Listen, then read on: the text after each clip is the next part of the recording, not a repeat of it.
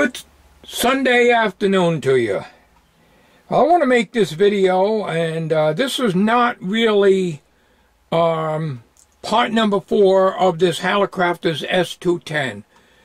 There's a very strange wiring done on a 12AX7,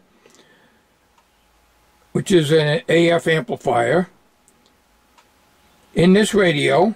And before I give you a close-up of this, I'm going to show you the inside of the cabinet. It is a 12AX7 that it calls for, and that is what's in the socket. As you can see, this is the inside of the cabinet. Near the speaker, next to the 35C5, there's a 12AX7. Model S-210 Hallicrafters. That tube is located right here. This is the speaker. Here's the 35C5.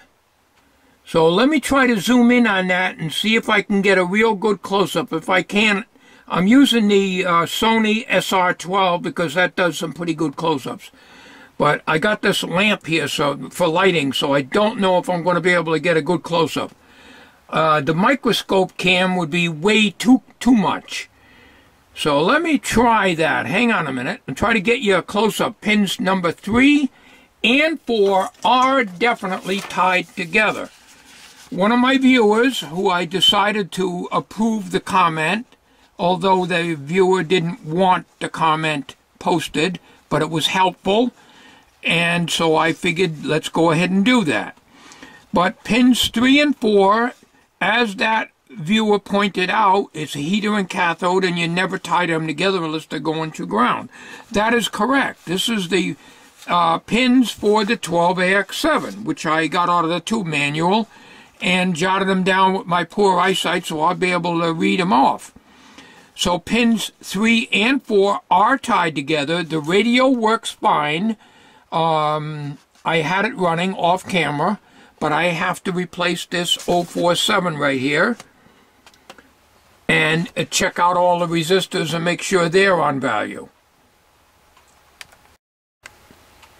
Okay, I am bringing the camera very close, probably within 2.5 to 3 inches away from the socket. And I'm sorry, but the light is being obstructed. Let me see, I'll move it a little bit here because the camera's in the way. I'm going to try to get a little closer. And if you're looking at the socket, you can see where pin number 1 starts and pin number 9 ends, down at the 7 o'clock position. So count up, 1, 2, 3, and 4 have a jumper right there. Okay? I got the lens just about on top of the tube socket, but I'm moving the camera in different positions as much as I can to show you, in case it doesn't show up on the video. So if I move the camera in different angles, you'll plainly see that there is a jumper there.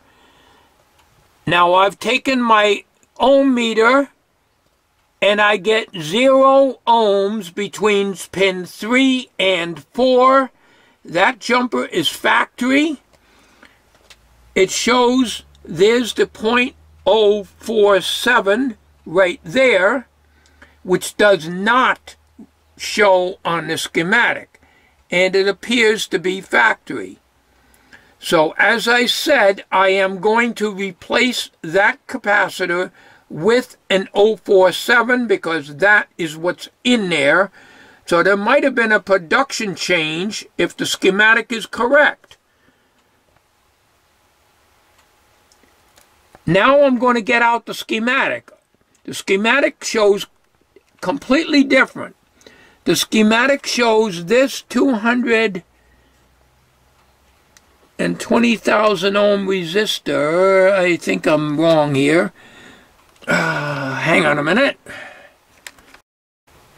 Right here is the 220,000. There, my poor eyesight, you know that. Its schematic shows that goes to ground. In here, in the set, it does not go to ground. So there's a discrepancy in this. But as you can see, and I'll turn the camera so that you're actually looking at the tube socket. Let me see if I can get my pencil. I cannot work on a camera. I can't, because I can't find where I am. I have to rely on looking right at the item. All right. Here is pin 1, here's pin 2, pin 3, and pin 4, and they have a tie in there. You see that jumper?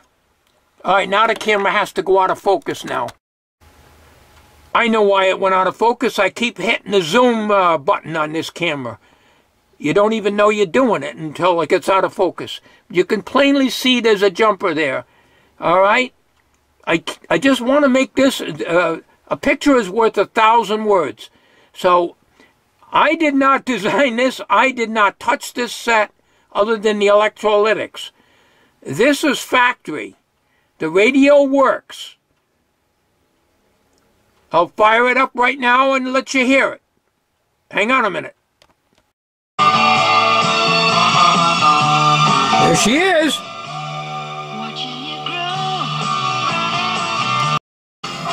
That was AM, this is FM, but there's no FM antenna on that. All I got is a little stub hanging out of the back out here, just to test it. So, radio's working. Now I'm going to show you the schematic. I'm going to try to get a close-up with this camera, because I'm very aggravated with the cell phone camera, because the phone keeps going into lock, and I have to keep typing in my password, and it's very hard for me to do that, because the keyboard is super tiny on the thing. So my finger covers 2 letters on the keyboard. And I'm not going to keep on typing my password in it every time I want to use the damn thing. Very, very aggravating, and there is no settings for that. I looked. There is none. So anyways, that's the story of my life. Let me show you the schematic, and then we'll end this video here.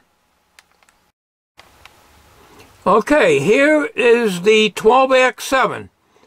Now, on the 12AX7, the 220,000 ohm resistor does go to ground, but as I showed you, and I hope you could see that on the video when I took it in the chassis of the radio, it's completely different. So, again, this is a 12AX7. That's what belongs in that socket. This is a model S-210 Hallicrafters. This schematic says it's a Hallicrafters S-210, but the 12AX7 is on the left, the 35C5 audio output tube is on the right, and that square block between them is a couplate.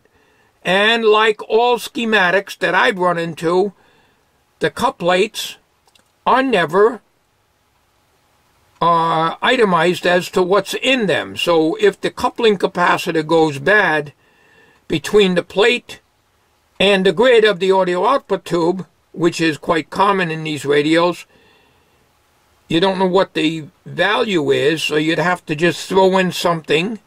Probably that's not a problem, 05, 01, anything like that. But there's other components in the couplate, such as a grid dropping resistor or a grid leak, and so forth, and you don't know the values of that. The most common value for a grid resistor on the audio output tube most of the time is a 470,000 ohm. Anyways, once again, let me get you close. I can't get any closer. I'm going to get in shadows here. I think this Sony SR12 does an excellent job, and this is probably the one I'm going to use for my close-ups. The only problem is it records in MTS format. Oddball format. Okay, that's it. I wanted to show you that. As you can plainly see, the schematic shows one thing, and the radio is completely wired differently and shows another. Thank you very much for watching. Stay tuned for part 4. This is not part 4. This is just a little update. Thanks for watching.